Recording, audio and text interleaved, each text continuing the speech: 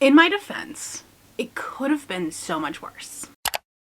Hello everybody and welcome back to the channel. My name is Brie and this is For Pause and a Book. Today we are going to be doing a book haul. This is stuff from my birthday, some pre-orders, some special editions, and just some stuff that I found on Pango. Honestly, it's not as bad as it could have been. First, let's talk about balancing the shelves and my physical TBR number. At the beginning of August, my number was 230, which honestly, we're getting closer. I've done some unhauls. I've read a lot of books. In August, I read 11 books off of my TBR, so my current physical TBR number is 219. We're getting to the point where on my shelves, like, I actually want to read all of these books. And that's why like 200 has always been my goal, because I feel like we're getting pretty close to that. That's exciting. However, I have 21 books to talk to you about today, so it's gonna go back up. Because most of the books I have not read yet. So, you know, it's fine. Like I said, it was my birthday. I had some gift cards. I went to Barnes & Noble. I went to an author event that was here at our local bookstore, which was really exciting and fun. I actually got to do that for my birthday weekend. Let's talk about the books that will not be adding to the TBR. One that I have read, Mislaid in Parts Half Known by Seanan McGuire. I do not typically purchase these full price, so when I see them on Pango for pretty cheap, that's when I'll start picking them up. So I have a random selection of them physically, but I don't own all of them because I don't want to pay like $23 for a 100-page book.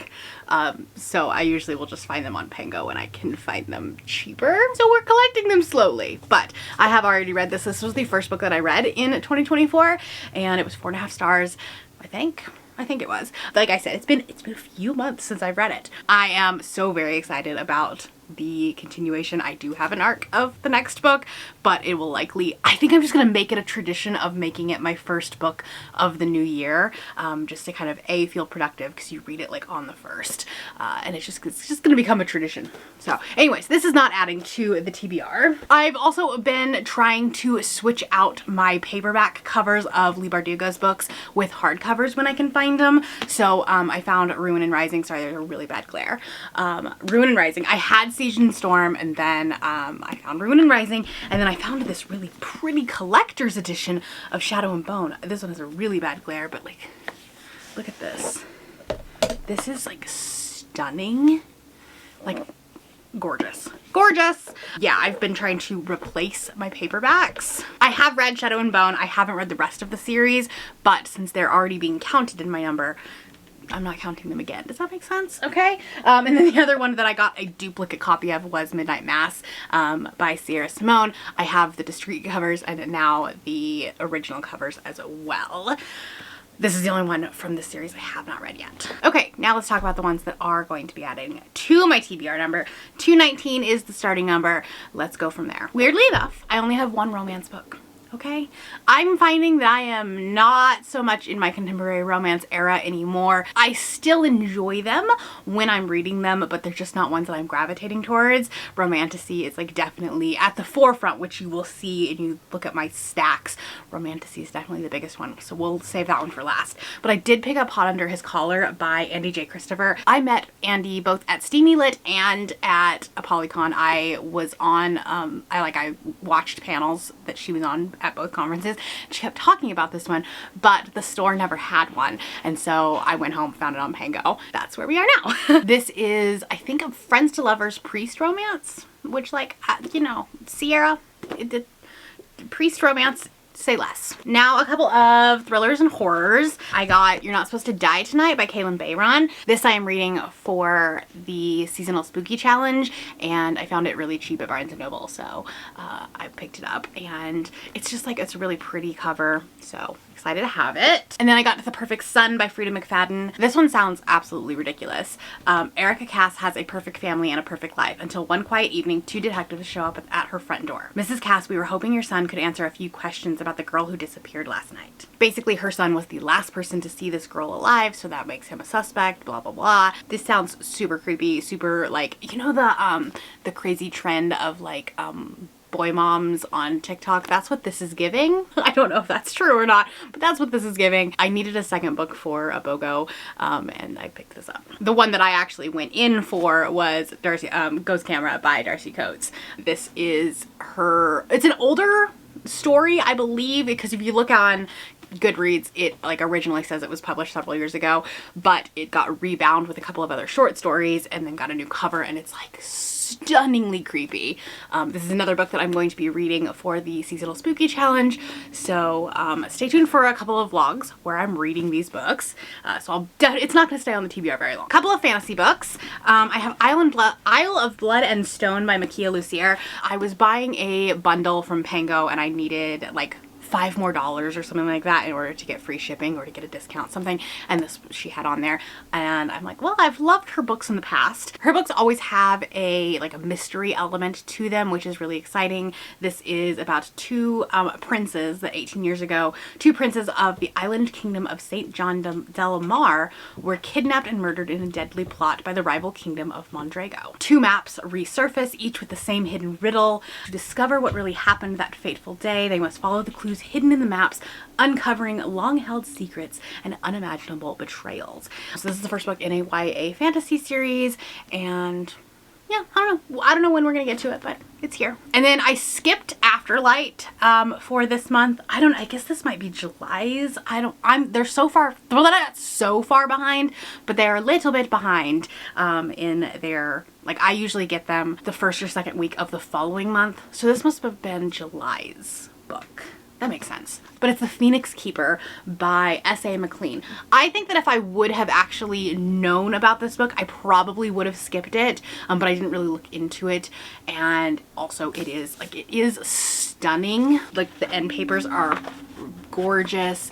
This is stunning, but I have found that this is a pretty cozy book. It's about this like magical zoo and like the creatures in this magical zoo, but it is sapphic, so like it has some bonus points, but I'm afraid it's gonna be too cozy for me. I don't know, we'll see, but like it is a stunning book. I'm afraid it's gonna be too cozy for me. I don't know, we'll see. I don't have an Afterlight book from this month, so that will be next month. And then I got this novella, A Matter of Execution by Nicholas and Olivia Atwater. This is the same author who wrote Small Miracles, and I started following their author newsletter, and this is a prequel novella to this like pirate steampunk fantasy that her and her husband wrote, or they are writing it currently, and so they put out this prequel novella to kind of like hype up the energy for it. It says, the Ebon Warden is about to execute the wrong goblin. The Ebon Warden has sentenced Captain William Blair to hang for another goblin's crime. Thankfully, he's got his sharp wits, his loyal crew, and a long history of dubious behavior on his side. The crew of the Iron Rose is unexpectedly drawn into local politics. Soon the stakes are far higher than any one goblin, and the only way out of a dreadful disaster is to steal from the Ebon Warden himself. Sounds like a fun time. I love Small Miracles. That is one cozy fantasy that definitely worked for me. I'm excited to see what this is like, because obviously it's a very different book than Small Miracles, but I'm excited to see like how her and her husband write together, and yeah, it's gonna be fun. I also picked up The Sins on Their Bones by Laura R. Smoten. I actually kind of really wanted to read this during Battleathon, didn't quite get to it. It was a possibility for my trope video, which I'll leave up above, but this is a folklore-inspired reimagining of 19th century Eastern Europe. Queer dark fantasy debut pits two estranged husbands and a daring spy master on opposite sides of a civil war. It's a very political book. It's a very like courtroom politics kind of thing, which is a big buzzword for me, and I wanted to get to it, but that was the week that I just like was not reading nearly as much as I thought I was going to, as I had planned to. I had a busy week that week, so didn't quite get to it. So we'll see when it happens. All right, here's the fantasy romance. There's the rest of it. The rest of the 21 books or whatever it is fantasy romance. I picked up Rule of the Aurora King by Nisha J. Tooley. This is the second book following Trial of the Sun Queen, and I have a feeling that the third book will be a part of the Romantasy Goodreads Choice Awards, because it just came out, or is about to come out, I don't know. And so I need to continue the series, and found this really cheap. So they are gorgeous. Like, gorgeous, gorgeous covers. I enjoyed Trial of the Sun Queen. It was not my favorite book by any stretch of the imagination, but it was fun. Like, it was a good time. It just wasn't everything I was expecting from it. But Trial of the Sun Queen is kind of like the Hunger Games meets The Bachelor kind of thing. It very much felt like Wicked Beauty in the Katie Roberts book, the third one, that has like these trials and these games and stuff like that, but like winning the heart to become the queen, winning the heart of the king so that she could become the queen. That's a whole thing. And it ended on a cliffhanger, as most romantasy books do. And so I'm excited to pick this one up and continue on with the series. I also picked up One Dark Window by Rachel Gillig. This is a book that everybody has been talking about, everyone has been loving. It has like some nightmare magic to it. It has these like tarot cards. It feels very fall, very cold, and I am excited to read this during the spooky season as we are getting to this. So this is definitely not going to stay on the TBR very long. Everyone's been loving this book, and I feel like I will too. I did fall for the hype of a pretty book, okay? You know, it's a problem. But I found The Coven by Harper L. Woods. Death is Not Your End. Look how gorgeous this is. This is a witchy fantasy romance. I have a couple of those in here. I'm kind of thinking I'm gonna do a witchy fantasy romance vlog next month. But this is, I think like it's got some dark academia to it as well. I could be wrong about that. Yeah. Hollows Grove University. Yeah, so it's going to be kind of more like the fantastical dark academia, which is generally where I fall on like books, like the dark academia books that I like. I have heard very mixed reviews about this one. It's not everybody's favorite, but like stunning. I hope it's good. I hope it's good. It has a whole long list of trigger warnings on here. Dubious consent, forced feeding, graphic violence, rough and explicit sexual contact, forced proximity, which is not a trigger, betrayal, references to past abuse, physical harm, ritualistic murder. Like it's not gonna be a light and fluffy romance, that's for sure. But it's spooky season. We gotta be here for like the dark and mysterious vibes. Like I mentioned before, I went to an author event over my birthday weekend, and there were two local Salt Lake authors they had like tables and you could talk to them and take pictures and stuff like that. And so I ended up purchasing both of their books because they sounded so good. This author was the one that I actually heard about the event because I follow her on Threads, and that was Caraway of the Sea by Madeline Burgett. This has an asexual biromantic, I think are the labels, lead. So it's a queer fantasy pirate romance. And like, say less. That's literally all I needed to know. She put the trope map up, which I'll put it up here. She put that up and I was like sold immediately. I have to read this. Have I yet? No, but I will. The cover is gorgeous. My stuff is falling out. Look how cute these are. Like, how adorable. And then a little bookmark. So all that came in it, and then she signed it. So great.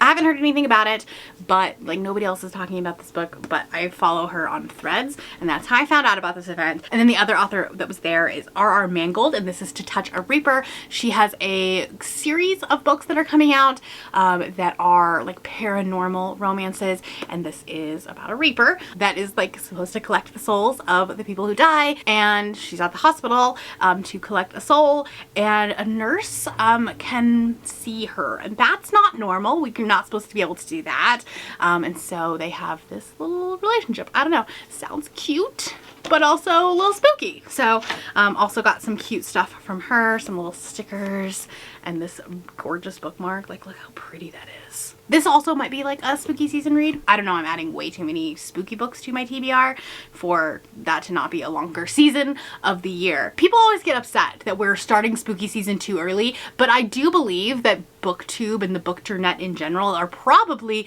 the people who started that, because we have too many spooky books to read and we need more time to do it. I also got The Phoenix King by Aparna Verna. I was watching Olivia's vlog, her TBR challenge, and she was reading this one in her first episode where she was reading fantasy romance, and everything she said about this book made me want to read it. It's political, it's definitely more fantasy forward, and it sounds very much like a Brie book. It's an Indian-inspired, action-packed debut of a fire magic and ancient prophecy in which the fate of a kingdom rests in the hands of a princess desperate for power and an assassin with a dark secret. Sounds like it's gonna be a Brie book. Okay, there may have been a slight angle change. Problem with sitting on the ground is my foot falls asleep way too fast. Anyways, have a couple left. The High Mountain Court by A.K. Mulford. I've heard mixed things about this one. However, I do want to do a witchy romantasy vlog, and this one kept coming up. And there is another series by A.K. Mulford that is like currently being worked on that sounds really intriguing, and so I want to see if I like their writing first, and then maybe I will like continue on with this new series. This is the first book in a romantasy series, obviously, full of romance, intrigue, magic, and passion. The first book of the 5 Crowns of Ockrith begins the journey of the fugitive Red Witch Remy as she fights to reclaim her kingdom and discover what's inside her heart. Exciting. It's a witch and a prince, and that's about all I know. That's all I want to know. Honestly, book hauls are the weirdest videos ever, and I say this every time. I'm like, what are you gaining from this? Because I don't know what these books are about yet. I'm just telling you what's going on my shelf. But it's a way for me to stay organized, honestly, at this point. I again fell for a pretty cover. The Wren and the Holly Library by K.A. Lind. I only bought this one because it was 50% off at Barnes & Noble. It was like part of their hardcover sale for the summer. Like, it is gorgeous. Also the end pages. Honestly, the end pages are what got me. Like, look how stunning that is. And then like, hello? Hello? How gorgeous is this? Honestly, the naked cover might be more like, that's so pretty. Anyways, let's see what this is about, shall we? This is an urban fantasy. It's got monsters. 13 years ago, monsters emerged from the shadows and plunged Kyrsa's world into a cataclysmic war of near total destruction. The New York City she knew so well collapsed practically overnight. In the wake of that carnage, the monster treaty was created, a truce of sorts. But tonight, Kyrsa, a gifted and fearless thief, will break that treaty. She'll enter the Holly Library, not knowing it's the home of a monster. He's charming, quietly alluring, terrifying, but he knows talent when he sees it. It's just a matter of finding her price. This is a Red Tower book, so like obviously their first editions are always gorgeous. The question is, can we repeat the success of Fourth Wing? And lastly, I finally was able to replace this book because I purchased it on Prime Day and it was super damaged, so I sent it back. Finally got a replacement for it, and that was Throne of the Fallen by Carrie Maniscalco.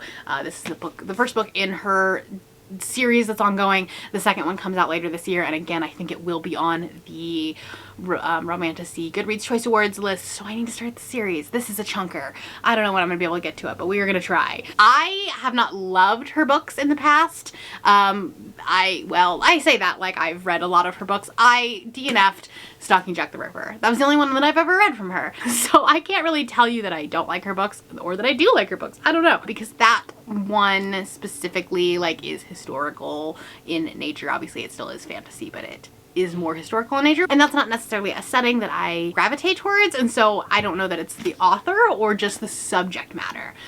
We will see with a completely fantastical world and story. And then also this one is adult, and her other stuff has been YA, so who knows? I don't know. We'll see. We'll see. That puts our number back up to 236, so not great. We just completely eliminated what the hard work that I did in August. It's fine. I have been doing really, really well reading my owned books in September so far, so hopefully, since it's not my birthday, I won't have as much, you know, have as many books that I am gonna haul. I don't know, probably. I probably still will. It's fine. If you want to see what I am doing to try to work on my physical TBR, I have my last vlog here where I am reading the books that I originally put on my TBR and never got to in the month. So if you want to check that out, it's right here. And if you're new here and you have not yet subscribed, there is a little button that you can do so down below the video. If you'd like to hang out with me more, the links to my Instagram, Goodreads, Twitter, and my Patreon are linked in the description below. Thank you for watching, and I will see you next time. Bye!